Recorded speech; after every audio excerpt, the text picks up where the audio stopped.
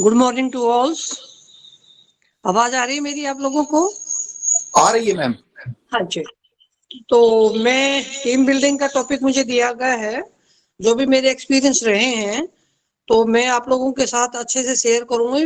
मैं चाहूंगा कि आप लोग अपनी नोटबुक और पेन साथ रखें। मैं कुछ पॉइंट्स आपको पहले लिखवाऊंगी और फिर उनको एक एक हम डिस्कस करेंगे, क्योंकि लिखा हुआ थोड़ा सा याद रह जाता है। तो पेन और कॉपी है हम लोगों के पास, सबके पास? तो अब सबसे पहले टीम बिल्डिंग का मतलब क्या है? टीम बिल्डिंग जो शब्द है ये बहुत वाइड शब्द है। इसमें हमारा मेन क्या है कि हमें स्कूल लेवल पे या डिस्ट्रिक्ट लेवल पे हमें हर एम्प्लाई को साथ लेके चलना है। आपने पूरी कोशिश करनी है कि सबके व्यूज आप मैच करें, सबके साथ मिलके चलें, क्योंकि कुछ लोगों के व्यूज आपके साथ मैच नहीं करेंगे तो भी आपने टीम को बनाने के लिए उनको गाइड अच्छे से करना है। और उसमें मैं कुछ पॉइंट आपको बताऊंगी कि ताकि हमारी जो भी नीड है, जो हमारा पर्पज है, वो हमारा कंप्लीट हो जब तक सब लोगों का पार्टिसिपेशन उसमें नहीं होगा। तो स्ट्रॉन्ग टीम बिल्ड आप कैसे करेंगे, उसके लिए आप लोगों को कुछ पॉइंट्स में जो लिखवाना चाह रही हूँ वो लिख लें साथ में, फिर हम एक एक को डिस्कस करेंगे और फिर मैं आप लोगों से बात भी कर सकती हूँ। तो सबसे पहले जो स्ट्रॉन्ग पॉइंट है कि सबसे पहले आप स्ट्रॉन्ग बॉन्ड जो है ग्रुप के अंदर बनाएंगे। जब तक आपका स्ट्रॉन्ग बॉन्ड सबके साथ नहीं होगा तो आप उस लेवल पे ये काम नहीं कर पाएंगे। और स्ट्रॉन्ग बॉन्ड के लिए हम डिटेल में भी डिस्कस करेंगे कि आप स्ट्रॉन्ग बॉन्ड कैसे बना सकते हैं। तो अब चलो वन बाय वन इन्हीं को डिस्कस कर लेते हैं। स्ट्रॉन्ग बॉन्ड का ये है कि पहले सभी लोगों की राय लें कि आप ये करना चाह रहे हैं, सभी से डिस्कस करें और जितना भी कम्युनिकेट आप उनके साथ कर सकते हैं कम्युनिकेट करके आप कोशिश करें कि हर बंदा आपके साथ जुड़े। क्योंकि स्कूल में आपके पास बहुत बड़े जो है ग्रुप है, बच्चों का भी है, टीचर्स का भी है, आपका क्लास 4 का है, काफी लोग आपके साथ जुड़े हुए हैं। जब तक सब लोगों का बॉन्ड आपके साथ नहीं बनेगा तो आप उस काम में उस तरीके से सक्सेस नहीं हो पाएंगे, क्योंकि हर आदमी को सेटिस्फाई करना, हर ग्रुप के टीम मेंबर को सेटिस्फाई करना आप लोगों की ड्यूटी बनती है। उसके बाद share common goals and expectation. अपने जो कॉमन गोल्स हैं इंस्टीट्यूशन से रिलेटेड, अब जैसे मैंने ब्लॉक लेवल पे भी काम किया, डिस्ट्रिक्ट पे भी काम किया, जब तक हम अपने कॉमन गोल्स और एक्सपेक्टेशन को शेयर नहीं करेंगे एक दूसरे के साथ, आपने प्रॉपर वे में शेयर करके चलना है कि ये मेरे गोल हैं, ये मेरे नहीं, ये हमारे हम सबके गोल हैं, हम ये करना चाहते हैं। आपने मैं सब तो हटा देना है, क्योंकि as a team builder, as a team building professional आपको हम में चलना है। हम लोग मिलके करेंगे, हम लोग ये करेंगे। बच्चों में भी ये उत्साह भरना है, स्कूल के हर मेंबर में भी ये उत्साह भरना है। तो इस चीज में आपने काफी फोकस करना है कि सभी को ये लगे कि हाँ, हमारा जो हेड है वो हमें साथ लेके चल रहा है और हमारी हर बात पे वो कंसंट्रेट कर रहा है। उसके बाद हम आएंगे है structured activity for team work. आप अपनी जितनी भी एक्टिविटी हैं उनको पहले स्ट्रक्चर्ड करें। स्ट्रक्चर्ड करने के लिए पहले सब कुछ शेयर करें, सबके व्यूज मांगे, रिटर्न व्यूज मांगे। जब तक आप रिटर्न व्यूज नहीं लेंगे और फिर तब तक आपको समझ नहीं आएगा, और उन रिटर्न व्यूज को फिर अच्छे से कम्युनिकेट करें, सबका पार्टिसिपेशन करवाएं और पार्टिसिपेशन के बाद जो जो गुड पॉइंट्स आ रहे हैं उनको अपने जो है स्ट्रक्चर्ड प्रोग्राम में आप ऐड कर सकते हैं। क्योंकि स्ट्रक्चर प्रोग्राम के बिना आप उस लेवल पे टीम बिल्डिंग नहीं कर सकते। ये स्ट्रक्चर प्रोग्राम आपके लिए बहुत ज्यादा जरूरी है एक इंस्टीट्यूशन को प्रॉपरली रन करने के लिए। उसके बाद इनकरेज कम्युनिकेशन। मैं ये कहती हूँ कि आप लोगों को ये पूरा ध्यान रखना है कि आप हर अब पार्टिसिपेंट जो भी आपके साथ हैं, बच्चे हैं, स्टाफ है, क्लास 4 हैं, आप अपनी कम्युनिकेशन स्किल को अच्छे से डेवलप करें और हर प्रॉब्लम में हर इंसान, हर पार्टिसिपेंट को इनकरेज करें कि आपका मेन जो है, आपका मेन जो कम्युनिकेशन है वो प्रॉपर जाए और हर उसको समझे कि आप कहाँ क्या चाह रहे हैं, टीम में आप क्या चाह रहे हैं और उनका क्या रोल है। जब तक आप रोल को प्रॉपर डिफाइन नहीं करेंगे तब तक आपके पार्टिसिपेंट उस बात को या आपके इनकरेजमेंट को समझ नहीं पाएंगे और आपने किसी के नेगेटिव इफेक्ट्स को अपने माइंड में नहीं रखना है, क्योंकि आपके ग्रुप में हर तरह के पार्टिसिपेंट हैं। मैं ये कहती हूँ कि आज के इस युग में स्ट्रेस की वजह से नेगेटिविटी बहुत ज्यादा है। मेंबर्स में नेगेटिविटी मिलेगी, स्टूडेंट्स में मिलेगी, पेरेंट्स में मिलेगी।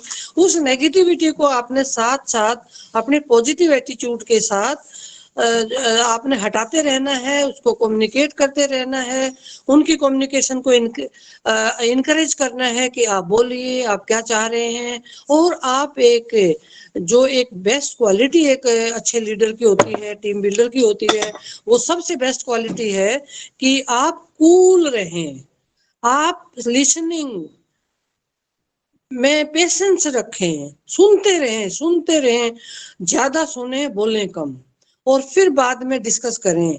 जब तक आप पेशेंट लिसनर नहीं होंगे तब तक आप अपने ध्येय में उस तरीके से आप नहीं कर पाएंगे जो हम मकसद पूरा टीम बिल्डिंग का कर रहे हैं। क्योंकि पेरेंट्स के साथ भी आपकी पेशेंस बहुत ज्यादा चाहिए।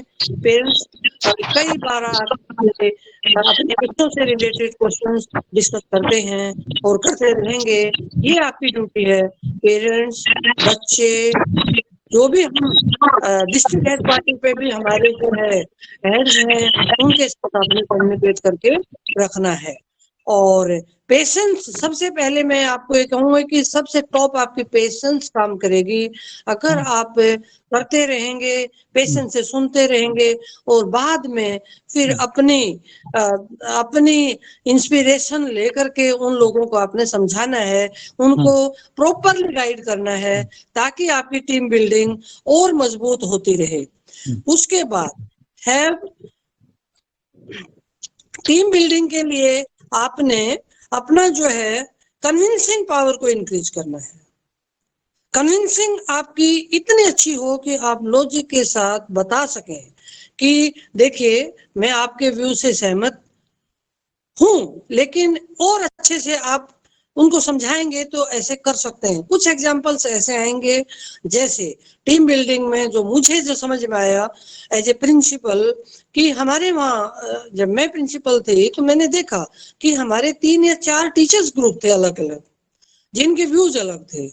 मुझे बहुत मेहनत करनी पड़ी उन लोगों को बिठा करके कि कॉमन गोल हमारे क्या है, हमें बच्चों की भलाई के लिए करना है, तो आप मुझे कोऑपरेट करिए।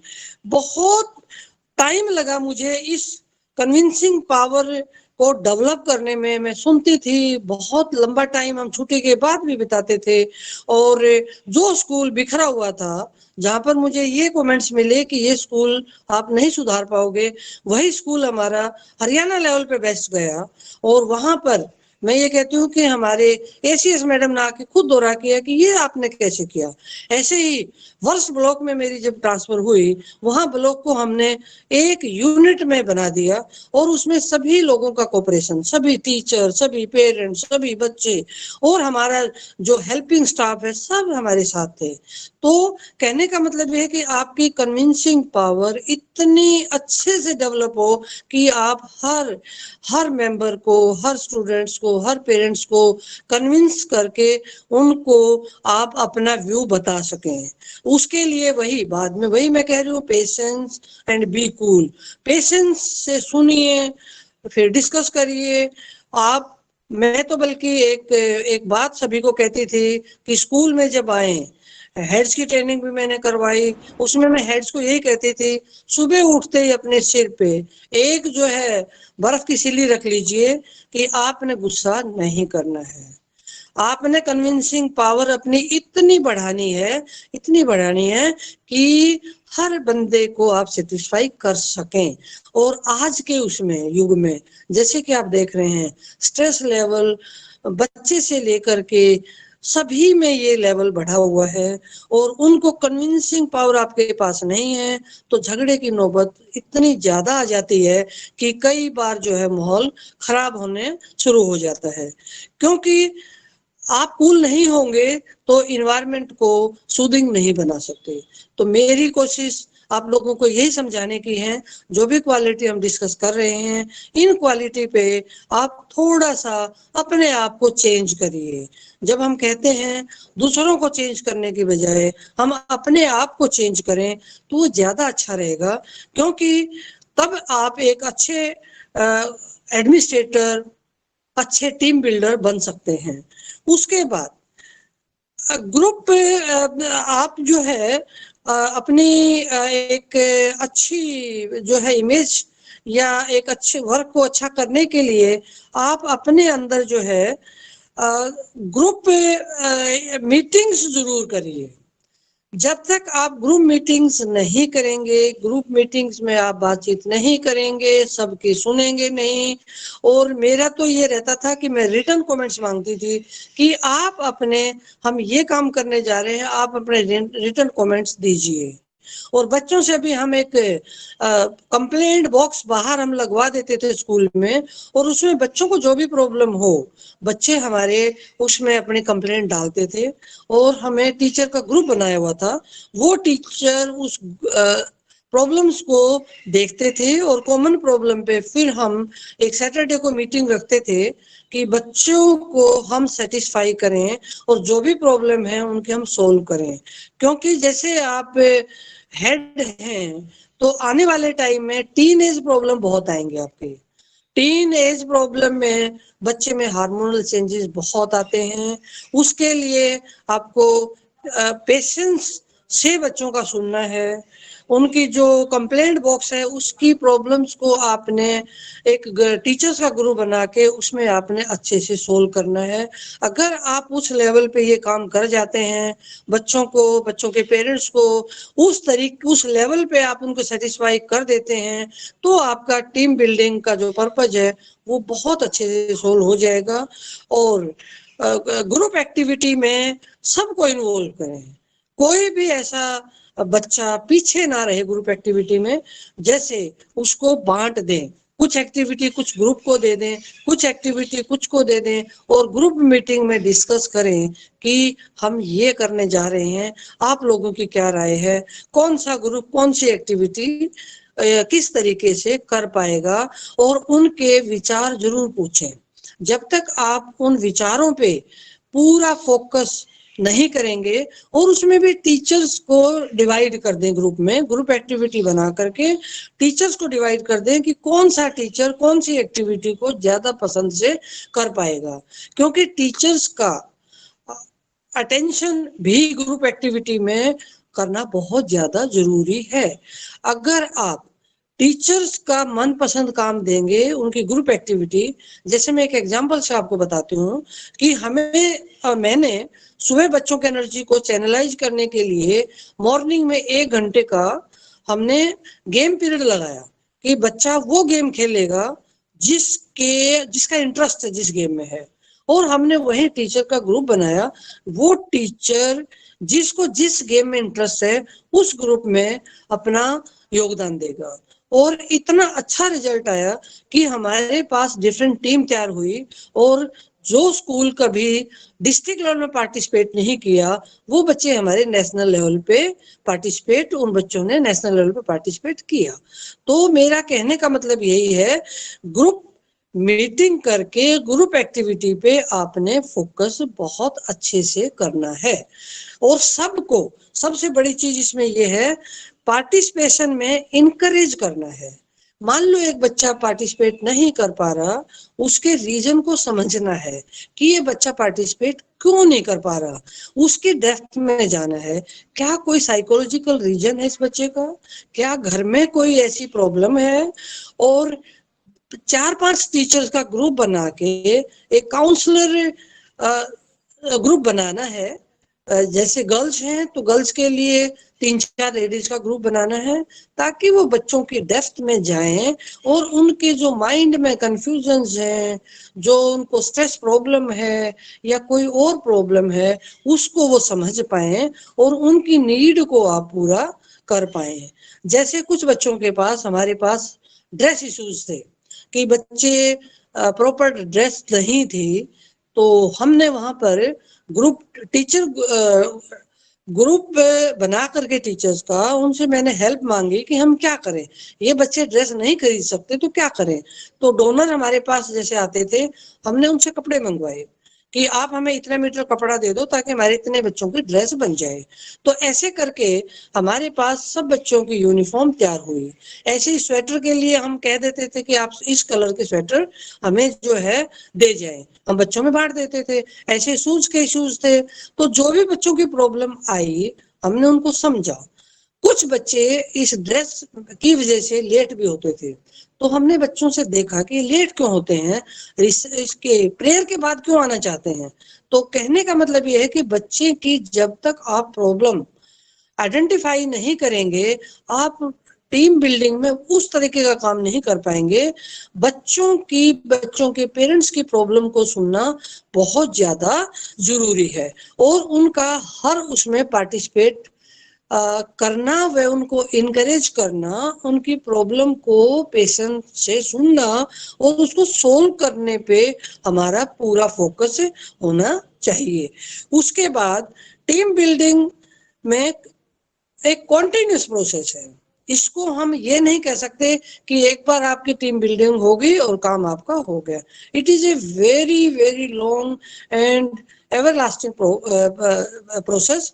आपको लगे रहना पड़ेगा, आपको इसमें वर्कआउट करना पड़ेगा। जो सजेशन आए सजेशन लेते रहो और उन सजेशन को आप इसके अंदर जो है सबको इन्वॉल्व करते रहो, प्रॉब्लम कॉमनली डिस्कस करते रहो और टीचर्स के साथ, बच्चों के साथ मीटिंग करते रहें और जितना हो सके बच्चों का पार्टिसिपेशन आपने करना है। अब जैसे मैं 2-3 एग्जांपल से आपको बताती हूँ कि हमने बच्चों के भी ग्रुप, जैसे 6 to 8 के ग्रुप अलग बना दिए, 9-10 को अलग बना दिए और 11-12 के अलग बना दिए। तो 3 ग्रुप बच्चों के लीडर बच्चे सेलेक्ट करेंगे और उसके अंदर उनकी जो जो प्रॉब्लम थी वो हम हर सैटरडे को 2 घंटे उस काम में लगाते थे कि वो लीडर हमें बताएंगे कि उनके ये 3 ग्रुप में जो जो प्रॉब्लम थी, सारे टीचर बैठ के हम उनमें डिस्कस करते थे कि अपनी प्रॉब्लम हमें डिस्कस करें। तो बच्चे बताते थे हमें कि हमें सबसे बड़ी प्रॉब्लम जैसे आती थी छुट्टी के दौरान, जब बच्चे हमारे को एजुकेशन में थे तो उसमें क्या होता था कि अगर हम इकट्ठी छुट्टी करते थे तो दिक्कत आती थी। तो बच्चों के सजेशन में आया कि गर्ल्स को 10 मिनट पहले छुट्टी करते हैं। तो सारे एक्सपेरिमेंट हम इस तरीके से करते थे कि जो बच्चों के सजेशन थे वो सारे के सारे हम अपने टीम बिल्डिंग में इन्वॉल्व करते थे और उनको पूरा करते थे। और बच्चे बेझिझक, कि आपके पास आने में बच्चे को झिझक ना हो, उनके कॉन्फिडेंस को आपने बिल्ड करना है, क्योंकि ये टीनेजर्स हैं, इनमें सबसे ज्यादा हार्मोनल प्रॉब्लम है, ग्रोथ हार्मोन डेवलप हो रहा है, साथ में कुछ प्रॉब्लम इनको जो फ्रेंड सर्कल से आ रही है, कुछ पेरेंट्स से आ रही है, कुछ इन्वायरमेंट से, उनके ग्रुप से आ रही है, और हर तरीके की प्रॉब्लम को वो सोल्व नहीं कर सकते जब तक हम उनकी बात को या तो रिटर्न में लें या उनसे 1 to 1 बात करें। तो कुछ टीचर्स जैसे फीमेल हमारी 4-5 का ग्रुप बना करके कि आप इनसे अपनी प्रॉब्लम सोल्व कर सकते हैं। और इन टीचर के पास उनका भी टाइम टेबल में कुछ ऐसा समय दे दें कि इस टाइम में आप इस टीचर से मिल सकते हैं, इस टाइम में इस टीचर से मिल सकते हैं, ताकि वो अपनी पर्सनल प्रॉब्लम हटा करके बच्चे अपनी पढ़ाई पे जो है फोकस कर सके। क्योंकि जब तक सारा बच्चा हमारा अपनी एक्टिविटी में, अपनी पढ़ाई में ये और पेरेंट्स हमारे साथ इन्वॉल्व नहीं होंगे, तब तक हम अपने जो टारगेट है एजुकेशन का उसको पूरा नहीं कर पाएंगे और उसके बिना हमारा रिजल्ट भी उतना अच्छा नहीं आएगा। तो आपको as a leader, as a team builder सबसे बड़ा काम बच्चों के साथ कोऑर्डिनेशन, पेरेंट्स के साथ कोऑर्डिनेशन, आउटर हमारे जो भी एडमिनिस्ट्रेशन है, आपके हायर ऑफिसर्स हैं, उनके साथ कोऑर्डिनेशन, और हर चीज में पॉजिटिविटी देखने के लिए हर चीज में आपने अपना एक्सपेरिमेंट जरूर करना है कि मैं इस चीज को पॉजिटिवली कैसे सोल्व करूं। हर प्रॉब्लम पे आपने पॉजिटिव देखना है। कोई भी नेगेटिव विचार स्टाफ के बीच में और आपके बीच में नेगेटिव विचार नहीं आना चाहिए, क्योंकि नेगेटिविटी अगर आप में है तो बच्चों और पेरेंट्स तक झलकती है। मैंने देखा है कई बार हमारा अपना व्यवहार ही हम लोगों को अपनों से ही दूर कर देता है, क्योंकि हमारी पेशेंस की कमी होती है। जब तक आप कूल एंड पेशेंस से किसी की बात को नहीं सुनेंगे, आपकी 80% प्रॉब्लम सोल्व होंगी ही नहीं। तो कूल रहें, पेशेंस रखें, और बच्चों के साथ जो है इस प्रोसेस को, टीम बिल्डिंग प्रोसेस को कॉन्टिन्यूस रखें। इसको कहीं भी आप ये ना सोचें कि मैं परफेक्ट हूँ। परफेक्शन किसी को भी जो है नहीं आ सकती, क्योंकि हर टाइम सुधार की गुंजाइश हर समय रहती है। चाहे वो कहते हैं ना कि हर इंसान क्रेडल टू डेथ, मतलब एक पालने में आकर के अंत तक सीखने की प्रक्रिया जारी रहती है और जारी रहनी चाहिए। और हमारे अंदर इस तरीके की कोशिश रहनी चाहिए कि हम अपने जो है अपने ज्ञान से, दूसरों के ज्ञान से, किसी तरीके से हम जो है अपने इन्वायरमेंट को इतना सूदिंग, पेरेंट्स के साथ इतना गुड बिहेवियर बच्चों के साथ, ताकि बच्चों को भी लगे कि मैं अपनी प्रॉब्लम वहां जा करके सोल्व कर सकता हूँ और मेरी प्रॉब्लम को मेरा टीचर या मेरा हेड या मेरी फैमिली अच्छे से समझेगी। अब आजकल के इस कोरोना के काल में भी आप देख रहे हैं सोसाइटल टेंडेंसी परिवारों में हर जगह बढ़ी हुई है, जिसका एक मेन कारण जो मैं बताना चाह रही हूँ आपको, एक स्ट्रेस लेवल है। जब तक स्ट्रेस लेवल डाउन नहीं जाता, किसी को कोई बात सुनने वाला नहीं मिलता या उसको कोई इनकरेज करने वाला नहीं मिलता, तो हम जो है उस प्रॉब्लम को सोल्व नहीं कर पा रहे और ये प्रॉब्लम सोसाइटी में सब कुछ होते हुए भी बढ़ती जा रही है। सुसाइडल टेंडेंसी बच्चों में मैं आपको बता दूं, इस एज में जो टीन एज है, जिस टीन एज के बच्चे आपके पास हैं, इसमें बहुत ज्यादा होती है, क्योंकि उनको बताने वाला, समझाने वाला कोई नहीं है, सिर्फ प्रेशर देने वाले होते हैं घरों में। बस नंबर अबो 90%, पर बच्चों की प्रॉब्लम क्या है वो कोई सुनने वाला नहीं है। और सबसे ज्यादा एक जो दिक्कत आ रही है हमारे पास, सबसे ज्यादा बच्चों को छोटी सी एज में ही बच्चों को हम क्या डाल रहे हैं कि एक आदत डाल रहे हैं ट्यूशन की, जो कि बहुत ही गलत है। बच्चों को सेल्फ स्टडी की हैबिट पे आप कोशिश करिए, टीम बिल्डिंग में बताइए बच्चों को कि आपका मेन रोल आपको सब्जेक्ट को अंडरस्टैंड करना है। जब तक आपकी अंडरस्टैंडिंग नहीं बढ़ेगी, आप कितने ट्यूशन ज्वाइन कर लें, आप कितने ही जो है इंस्टीट्यूट ज्वाइन कर लें, आपको फिर भी आखिर में पढ़ना पड़ेगा। और बच्चों को एक हमें हेल्दी ग्रोथ जो है वो देनी पड़ेगी कि ये मार्क्स की भी इतनी ज्यादा वैल्यू नहीं है। लाइफ और हेल्थ की पॉजिटिविटी की जो वैल्यू है, अगर आपकी हेल्थ ही नहीं है, मेंटल हेल्थ नहीं है, तो आप क्या कर पाएंगे? स्ट्रेस में आप रहोगे तो क्या कर पाएंगे? इन चीजों पे आपने खुले में बच्चों के साथ अच्छे से बातचीत करनी है।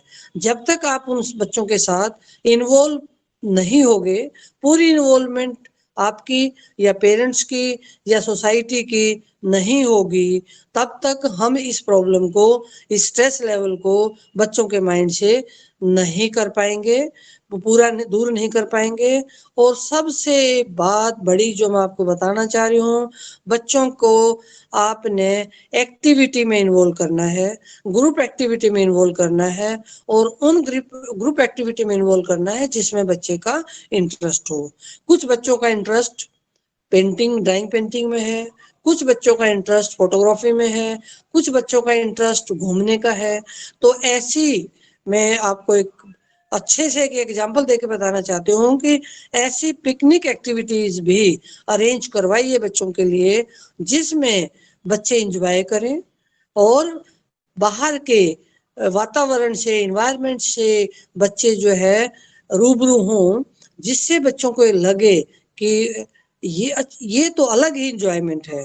और आजकल के जमाने में इन्वायरमेंट से रिलेटेड बच्चों को जरूर बताइए, क्योंकि क्लाइमेट चेंज आप देख रहे हैं जिसका इफेक्ट हमारी लाइफ को कितना डिस्टर्ब कर रहा है, जिसका इफेक्ट हमारे जो है स्ट्रेस लेवल पे भी इंक्रीज हो रहा है।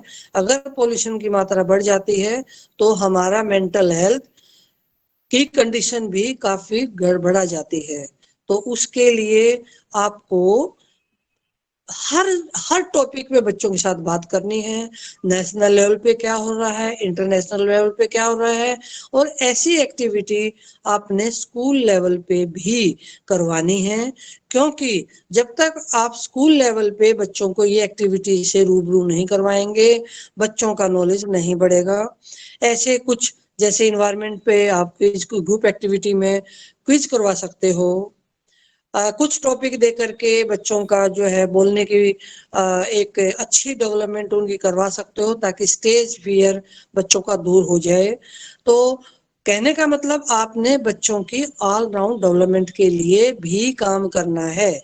उसके लिए कुछ पिकनिक आपने ऐसी जगह पे लेके जानी है, जैसे आपने बुक फेयर की विजिट करवाई, आपने किसी भी कुछ बच्चों का जैसे ज्यादा इंटरेस्ट इन्वायरमेंट की तरफ है तो कुछ पार्क की विजिट करवाई जहां पर प्लांटेशन बहुत है, जिसपे हमारे ऐसे प्लांट्स हैं जो जो हमारी लाइफ के लिए बहुत पॉजिटिव हैं।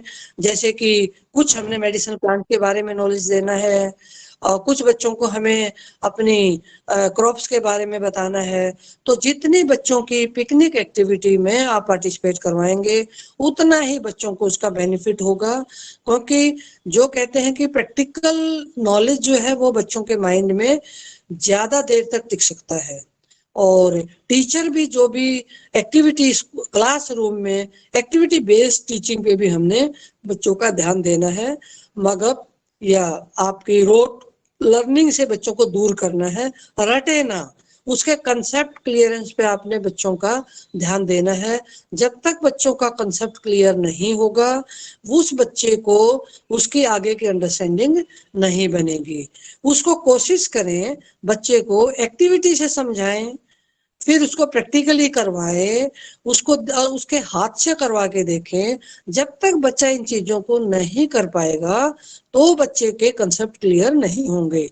अब जैसे मेरा सब्जेक्ट केमिस्ट्री रहा है, मेरी टीचिंग जो है सारी प्रैक्टिकल होती थी।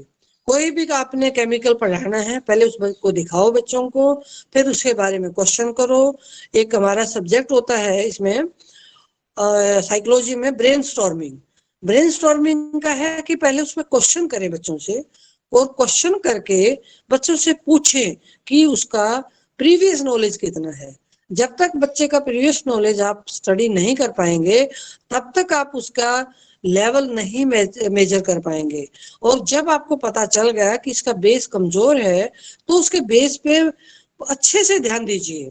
तो ये एक एडमिनिस्ट्रेटर की सबसे पहली ड्यूटी है कि सब बच्चे का अच्छा बेस हो, और जितना भी हो सके बच्चों की रिटन प्रैक्टिस पे आपने ध्यान देना है। आज के युग में मैं देख रही हूँ, जो मेरे पास भी बच्चों की प्रॉब्लम्स आती हैं, हर पेरेंट्स की मेरे पास एक ही प्रॉब्लम होती है कि बच्चा लिख के राजी नहीं है। और उसके लिए आपने क्या करना है, बच्चे की रेगुलर प्रैक्टिस ऐसी करवानी है कि उसकी एक एक राइटिंग तो जरूर हो रोज। ये मैंने स्कूल लेवल पे करवाई एज ए प्रिंसिपल होते हुए। जिन बच्चों की वीक राइटिंग थी, उससे उनकी दोनों सब्जेक्ट हिंदी इंग्लिश में बहुत इम्प्रूवमेंट आई। और बच्चों ने मुझे खुद कहा कि मैडम ये तो बहुत अच्छा लगता है हमें लिखना, और धीरे धीरे हैबिट बन गई, तो उससे उसकी राइटिंग स्किल भी डेवलप हुई। तो कहने का मतलब आपने बच्चे के वीक पॉइंट को नोट करना है, टीचर्स को नोट करना है, क्लास टीचर को देखना है कि कौन सा पोर्शन बच्चे का वीक है और किस पोर्शन पे या किस फील्ड में हमें इस बच्चे के साथ काम करना है।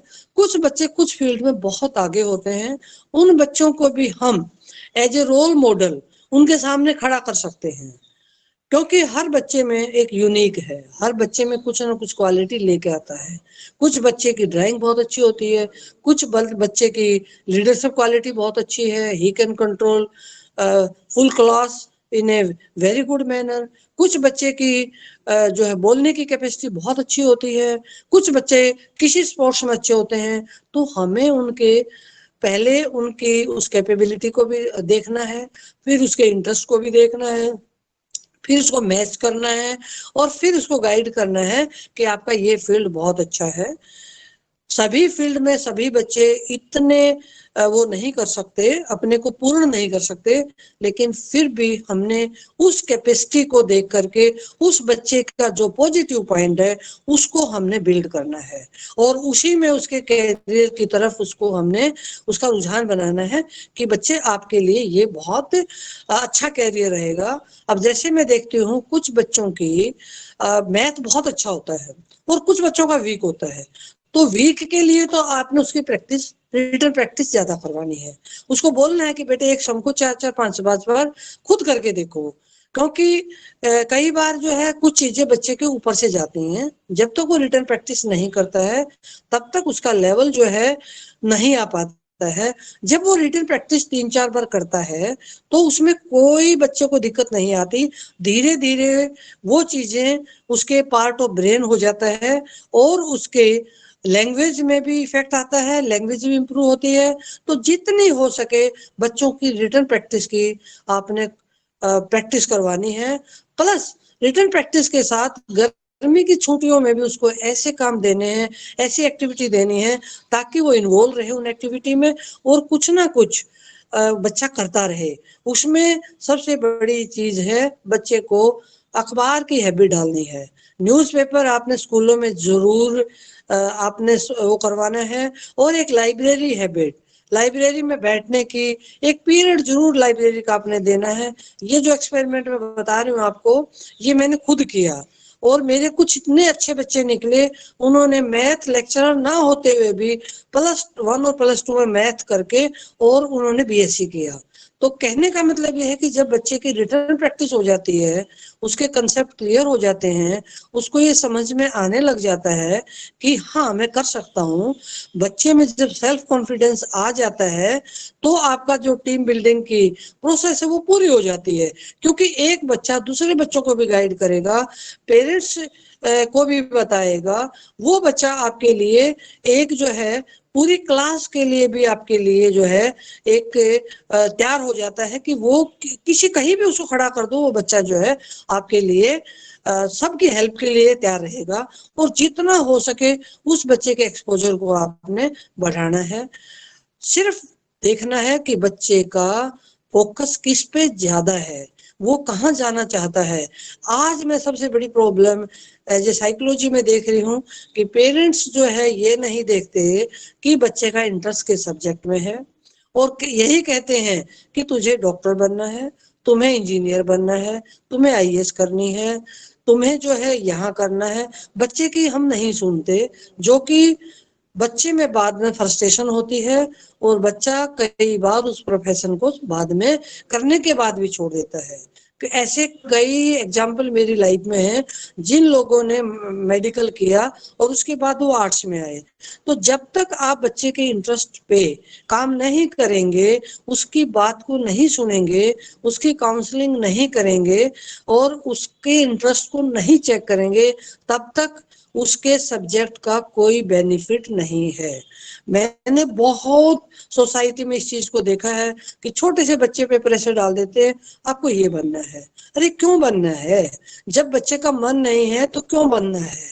मैंने कितना देखा है, बच्चा हर 2 साल के बाद अपना ट्रैक बदलता है और ट्रैक बदल के वो कहीं जाकर के जो उसके पहले मन में थी उसी पे जाकर पहुंचता है।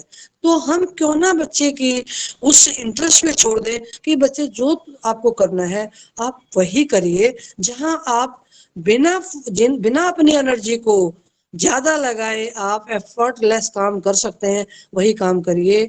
कितने हमारे जो बड़े साइंटिस्ट हुए हैं जिनको कहा गया था कि ये कुछ नहीं करेंगे और फिर भी उन्होंने साइंस में कितना उच्च उसका काम किया है। तो कहने का मतलब ये है कि बच्चे के इंटरेस्ट को हमने कंसीडर करना है, उसके ऊपर थोपना नहीं है। जब तक आप थोपते रहोगे बच्चे का इंटरेस्ट हटता चला जाएगा और एक दिन आपको वो विद्रोह भी करेगा।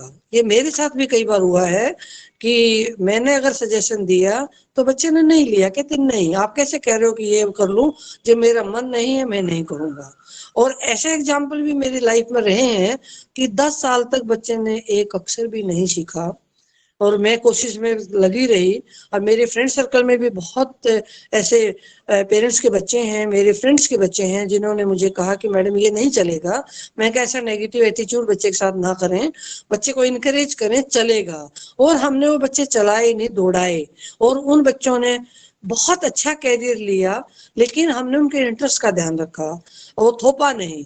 तो कहने का मतलब ये है कि आप भी अपने घर में भी, अपनी सोसाइटी में भी, अपने बच्चों के साथ भी, अपने स्कूल बच्चों के साथ भी, अपने फ्रेंड्स के बच्चों के साथ भी ऐसा रखिए कि थोड़ा सा जो है बच्चे के इंटरेस्ट को पकड़ना है, बच्चे के इंटरेस्ट को ट्रैक करना है और इंटरेस्ट पे काम करना है। तभी आप अपने के इसमें सक्सेसफुल हो पाएंगे, क्योंकि हर बच्चा यूनिक है और अपने किसी भी बच्चे को अंडर एस्टिमेट नहीं करना है। अब थॉमस एल्वा एडिसन के बारे में भी आपको पता होगा कि ये कहते थे कुछ नहीं करेगा और वो अपने एक्सपेरिमेंट में लगा रहता था, रातों रात लगा रहता था, वो अपने काम में लगा रहता था। हमारा जो है प्रेसिडेंट अब्दुल कलाम आजाद को बारे में आपको पता होगा कि वो अपने काम में लगे रहते थे, उनको 15-15 20-20 घंटे कोई होश नहीं होता था, खाना रखा रहता था। तो ऐसे ये बच्चे हमारे हैं, पर हम जब इनको टाइम देंगे, जब इनको समझेंगे तो ही तो ये बच्चे कर पाएंगे। उसके बिना बच्चा जो है उसको समझिए, उसकी साइकोलॉजी को समझिए और उसके साथ काम करिए। आपको बच्चा गाइड करेगा तो यहाँ चलना है और आप चलते चलते उसके साथ आपको वो चलाएगा और आपको रास्ता दिखाएगा कि मुझे इस रास्ते पे चलना है। तो उसके as a mentor, as a guide बनिए, उसको थोपना हमने नहीं है। ये मैंने अपनी लाइफ में आज के मेरे 62 साल की एज में मैंने ये पाया है कि कितने भगोड़े बच्चों को हमने स्कूल में ला करके एक अच्छा सिटीजन बनाया। हमारा फोकस है उसमें एक अच्छी हैबिट डालना, एक अपने उसमें बच्चे में जो है एथिक्स डेवलप करना कि वो अपनी लाइफ में झूठ ना बोले, अपने घर के प्रति, देश के प्रति कुछ ऐसा सोचे कि वो बच्चा जो है सोसाइटी के लिए एक यूजफुल सिटीजन तैयार हो, जो कुछ सोसाइटी के लिए करे। और हमने मनी मेकिंग मशीन बच्चों को नहीं बनाना है, पैसा कमाने के लिए दिमाग में होड़ नहीं डालनी है। बहुत कम में भी बच्चा अगर देश के लिए कुछ करता है तो वो हमारे लिए ज्यादा बेटर है। और एज ए जो है आप जो है administrator, as a leader, as a team builder, आप ये काम बहुत बेखूबी से निभा सकते हैं, क्योंकि आप उस बच्चे में वो करंट डाल सकते हैं, वो फायर उसमें आप लगा सकते हैं जिसकी उसको जरूरत है। क्योंकि जितना पॉजिटिव एटीट्यूड उस बच्चे में आप दिखाओगे, उसको डेवलप करोगे, बेटे आप में तो ये चीजें हैं, उसकी प्रशंसा करिए, कभी उसकी नेगेटिविटी को बाहर मत आने दीजिए, उसको ये कहना नहीं आप में ये पॉजिटिव क्वालिटी है, आप इन पे और फोकस करिए, आप और अच्छा करिए। कभी भी कोई नेगेटिव शब्द बच्चे के साथ मत बोलिए, क्योंकि ये नेगेटिव शब्द कई बार बच्चे की पूरी जिंदगी को खत्म कर देता है, खराब कर देता है और उसकी सोसाइटी टेंडेंसी को बढ़ाता है। तो मेरी तो यही कोशिश है कि आप एक गुड जो है एडमिनिस्ट्रेटर रह करके आप पूरे देश के लिए सोचेंगे, देश नहीं वर्ल्ड के लिए सोचेंगे कि हमने ऐसे सिटीजन तैयार कर दिए जो बाहर जा करके ये दिखाएंगे कि हाँ, जैसे कि हमारे इंडियन की अमेरिका में भी इतनी वो होती है कि पूछ होती है कि इंडियंस के एथिक्स बहुत बढ़िया है और दूसरे कंट्री के बजाय इंडियंस के एथिक्स को ज्यादा वैल्यू दी जाती है। क्योंकि मैंने बाहर कंट्री में विजिट्स किए हैं, मैंने देखा है कि इंडियन के प्रति लोगों का एटीट्यूड कितना पॉजिटिव है और हमारे बच्चों को कितने अच्छे तरीके से टैलेंट को जो है वो वहाँ जो है अहमियत दी जाती है। ये मैंने बहुत अच्छे से स्टडी भी किया है और मैंने विजिट भी किया है। तो मेरा कहने का मतलब ये है, फिर भी मैं आपको अपना जो है नंबर शेयर करूंगी। आप लोगों को कहीं कोई दिक्कत आती है तो आप मेरे से 6 से 8 इवनिंग में किसी भी बच्चे की प्रॉब्लम, कहीं भी आपको कोई ऐसी दिक्कत है, एज ए काउंसलर मैं आपकी हेल्प कर सकती हूँ। मैं करती रहती हूँ, मुझे कोई ज्यादा दिक्कत नहीं है, मैं आपके साथ जुड़ी रहूंगी और काम करती रहूंगी। मेरा तो यही है कि मेरा हरियाणा जो है, मेरे हरियाणा के बच्चे, हरियाणा के टीचर्स, हरियाणा के एडमिनिस्ट्रेटर, हरियाणा के पेरेंट्स वर्ल्ड लेवल पे ऐसा चमके कि हमारा हरियाणा का, जैसे कहते हैं ना कि 2% पॉपुलेशन ऑफ इंडिया, हमारे हमारे प्लेयर्स कि आपने देखा है ओलंपिक्स में कितना बढ़िया जो है रिजल्ट लेके आते हैं। ये डेडिकेशन आप हम सब के मिलके हमने करना है और कोई काम जो है ऐसा नहीं है कि जिसको आप नहीं कर सकते हैं। आप बहुत अच्छे से, अगर आप में मेहनत करने की और रेगुलरिटी की हैबिट है तो कोई काम मुश्किल नहीं है, कोई काम में कहीं आपको डिफिकल्टी नहीं आएगी और आप बेखूबी से इस काम को बड़े अच्छे तरीके से कर सकते हैं। पर आप में दिन और रात जज्बा होना चाहिए। मेरे हमारे बच्चे, हमारा हमारा प्रदेश हरियाणा और हमारा देश जो है इंडिया, अगर ये एटीट्यूड आप लोगों के अंदर है तो ये टीम बिल्डिंग तो एक छोटा सा कंसेप्ट है, आप बहुत वर्ल्ड लेवल पे काम कर सकते हो और ऐसे बच्चे आप वर्ल्ड लेवल पे भेज सकते हो जिनसे जो है हमारा नाम जो है और ऊंचा होगा। तो मेरी मेरी ऐसी सोच है कि कहीं भी आपको जहां भी सोशल सर्विस का मौका मिलता है उस तरीके से, कहीं पेरेंट्स की कोई भी प्रॉब्लम है, कोई प्रॉब्लम किसी की नहीं होती, हर प्रॉब्लम का सॉल्यूशन है और आप वो सॉल्यूशन में भागीदार रहिए। आपसे सॉल्यूशन को लगता है कि नहीं सॉल्व होगी तो आप हम तक फिल्टर कर दीजिए, उस सॉल्यूशन का हल हम बता देंगे। क्योंकि 7 साल की मेरी मेवात में भी सर्विस गई है, मुझे कभी प्रॉब्लम मेवात में भी नहीं मिली। जो प्रॉब्लम होती थी हम उसको सोल्व कर देते थे, चाहे वो टीचर की प्रॉब्लम थी, चाहे वो पेरेंट्स की थी या कम्युनिटी की थी। तो मेरा कहने का मतलब ये है, सिर्फ आप में मेहनत करने का जज्बा हो और आपके अंदर जो है काम करने की लगन हो और जुझारू हो, आप करते रहो, प्रॉब्लम आएंगे लेकिन प्रॉब्लम को प्रॉब्लम ना समझकर उसके सॉल्यूशन पे आपने जाना है और उस सॉल्यूशन पे धीरे धीरे काम भी करते रहना है। कुछ बच्चे आपके पास आएंगे, उनका कांटेक्ट नंबर रखिए, उनसे बच्चों से बात करते रहिए, उनकी प्रोग्रेस पूछते रहिए। जब तक आप बच्चों के साथ कंप्लीटली इन्वॉल्व नहीं रहेंगे तब उन बच्चों का फिर आपका जो है गैप है वो बढ़ जाएगा। तो गैप को बढ़ने नहीं देना, गैप को आपने कम करते रहना है, चाहे वो फैमिली में हो, चाहे वो आपका स्कूल में हो, चाहे आपका कुलीग के साथ हो, कहीं भी आपका गैप जो है, अगर ज्यादा टाइम नहीं तो टेलीफोन से नहीं बात कर सकते तो मैसेज भेज सकते हैं। तो अपने दायरे को बढ़ाते रहिए। जो भी बच्चे आपके कांटेक्ट में हैं उनको हमेशा के लिए अपने कांटेक्ट में रखिए और उनसे बातचीत करते रहिए। तो मेरा तो कहने का यही मतलब है कि आप अपनी ड्यूटी को इतने अच्छे से 100% अपनी ड्यूटी को करिए, क्योंकि मेरा तो यही रहता है कि गवर्नमेंट हमें बहुत अच्छा पे कर रही है और हम इतने अच्छे से सेटल्ड हैं। आज के बच्चे हमारे इतने हाईली क्वालिफाइड हैं, नौकरियां नहीं मिल रही। कोरोना के उसमें बच्चों की नौकरियां चली गई हैं और हम लोगों को अपनी ड्यूटी बहुत अच्छे से करनी है, एथिक्स के साथ करनी है। एथिक्स बच्चों में डालना है, उनको समझाना है बेटे ये मोरल वैल्यूज हैं, इन मोरल वैल्यू से आपने हटना नहीं है। मोरल वैल्यू से आप कहीं भी पहुंच सकते हैं, वर्ल्ड लेवल के किसी भी कॉर्नर पे आप जा सकते हैं। मेहनत और आपका जो है जज्बा, ये आपको कहीं भी ले जा सकती है। तो सच्चाई में बच्चों को सच्चाई की हैबिट भी आपने डालनी है कि बच्चे कोई चीज छुपानी नहीं है, कोई चीज दिमाग में ऐसी नहीं रखनी है जो आपको कंफ्यूजन रहे। और एक हेल्दी हेल्दी लाइफ आपने जीना है। मेंटल हेल्थ और फिजिकल हेल्थ, इमोशनल हेल्थ, इन पे आपने ध्यान देना है, क्योंकि बच्चा डिप्रेशन में बहुत जल्दी आ जाता है। उसको आप और पेरेंट्स को समझा के उस डिप्रेशन को आप बच्चों के उसको समझा करके उस चीज को 80% खत्म कर सकते हैं और बच्चे की लाइफ को बहुत पॉजिटिव आप बना सकते हैं। आपके हाथ में बहुत कुछ है। हम मिलकर के हर हर यूनिक बच्चे को हम उसकी यूनिकनेस से पहचान सकते हैं।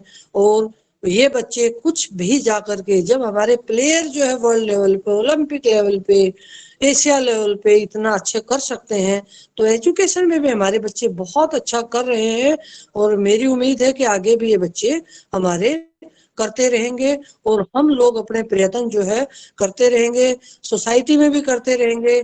एज ए लीडर अभी नहीं, आप लीडर तो हमेशा ही रहेंगे। आप रिटायर हो जाते हैं तो भी आप ये काम करते रहेंगे।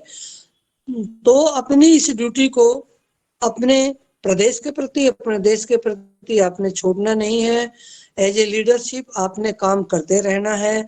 मेरा तो यही एक आप लोगों के साथ अच्छा है सीआरटी ने मुझे टाइम दिया और मुझे चांस दिया कि मैं आप लोगों के साथ रूबरू हो सकूं और आपके साथ बातचीत कर सकूं और आगे भी करती रहूंगी। मेरी तो कोशिश यही है कि ये मंच अगर मुझे देते रहेंगे तो मैं करती रहूंगी और मैं अपना नंबर जो है आप लोगों के साथ शेयर कर दूंगी।